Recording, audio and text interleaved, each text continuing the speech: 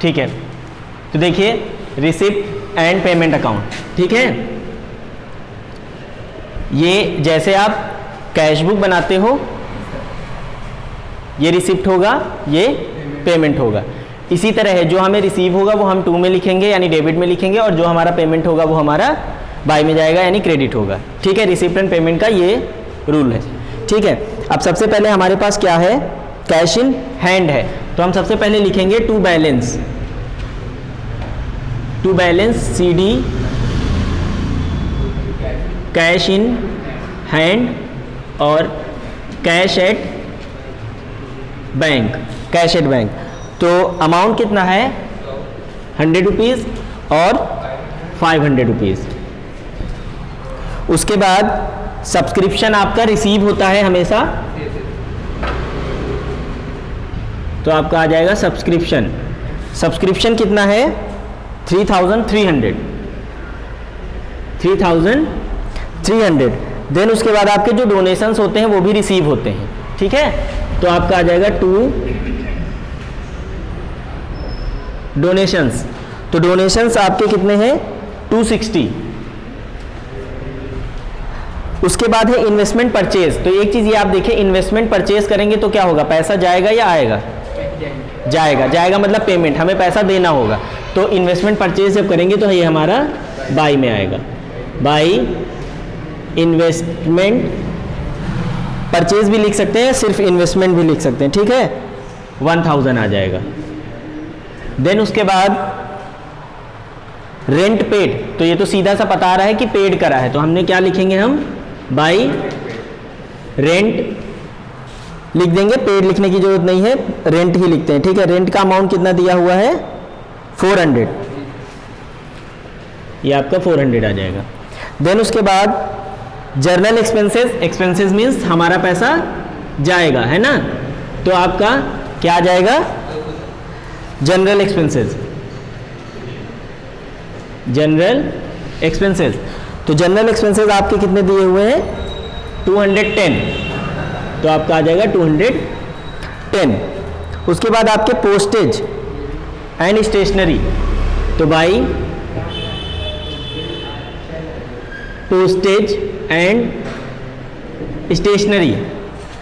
जो postage and stationery है वो कितना है 70 यानी 70 रुपये। उसके बाद आपके आ जाएंगे सन्ड्री एक्सपेंसेस, सन्ड्री एक्सपेंसेस। तो सन्ड्री एक्सपेंसेस जो हैं वो आपके आ जाएंगे 30 रुपीज़, 30 रुपये, ठीक है। और उसके बाद आपका इसमें इन्होंने ये बताया है कि closing cash in hand 20 rupees है, तो क्लोजिंग कैश इन हैंड इनके पास 20 रुपीज़ पहले से दिया हुआ है, तो जो क्लोजिंग होता है वो इधर आता है बाई में। इसमें जो बैलेंसिंग फिगर होता है वो हमारे पास बचा हुआ पैसा होता है, इसका मतलब, ठीक है। तो हम यहाँ पे लिख देंगे by balance cash in hand. तो कैश इन हैंड कितना आ जाएगा आपका 20 रुपये, ये आपका 20 है। अब आपको यहाँ पे देखिए हमारे पास बैलेंस पहले कैश इन हैंड था, कैश एट बैंक था। हमारे पास कैश इन हैंड का तो बैलेंस दिया है लेकिन कैश एट बैंक का नहीं दिया है, तो कैश एट बैंक का हम लिख लेंगे, कैश एट बैंक। अब हम इसका बैलेंसिंग फिगर निकाल लेंगे। तो बैलेंसिंग फिगर अगर हम इधर का प्लस करेंगे तो कितना आएगा आपका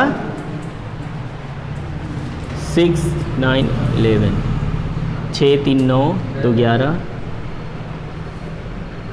4, ठीक, ये आ गया 4160, ये दोनों तरफ आ जाएगा। अब इसको हम प्लस करेंगे तो कितना आएगा, देखो 0 7 1 8 3 11 2 13 का 3 चलेगा 1 5 2 7 7 और 1, यानी कितना आया आपका 1730। तो बैलेंसिंग निकालोगे तो 4160 से आप 1730 माइनस कर दोगे तो 2430, 2430 आपका कैशेड बैंक आ जाएगा 2430, यानी ये कंप्लीट हो गया। ठीक है, अब एक बार इसका समरी देख लो कि किस तरह से इसे बनाया जाता है और इसमें क्या आती हैं चीज़ें। हमेशा आपको ये देखना है रिसिप्ट एंड पेमेंट अकाउंट। तो रिसिप्ट एंड पेमेंट अकाउंट का मतलब आप सीधा ये समझ सकते हो कि जैसे आप फर्स्ट ईयर में पढ़ते थे कैश बुक, जो रिसीव हो उसको हम टू में लिख लेंगे और जो हमारे पास से पेमेंट जाएगा वो हम बाय में लिखेंगे। लेकिन एक शर्त इसमें यह है कि इसमें कैश का यूज़ हुआ हो, जिसमें पैसा आया हो वो टू में और जिसमें पैसा गया हो वो बाय में। ये इसका सीधा सा रूल है। और इसमें कोई भी एडजस्टमेंट नहीं लेते हैं कि अगर आउटस्टैंडिंग है या प्रीपेड है उसको नहीं लेंगे। जितना हमें मिल जाएगा वो चाहे नेक्स्ट ईयर का मिले या प्रीवियस ईयर का मिले, अगर मिल गया है तो उसको हम टू में लिख लेंगे। और हमारे पास से अगर वो गया है, चाहे भले ही नीचे लिखा हो कि हमने 2000 पेमेंट किया है अगले 2 साल के लिए, तो इसमें हम कुछ नहीं करेंगे, वो पूरा पेमेंट लिख देंगे 1000। ठीक है, जो इसके बाद आप बनाओगे अभी इनकम एंड एक्सपेंडिचर अकाउंट, उसमें एडजस्टमेंट्स को कंसीडर किया जाता है। ठीक है, तो ये कंप्लीट हो गया। इसका फॉर्मेट यही है। इसके बाद नेक्स्ट क्वेश्चन है वो आप करना। ठीक।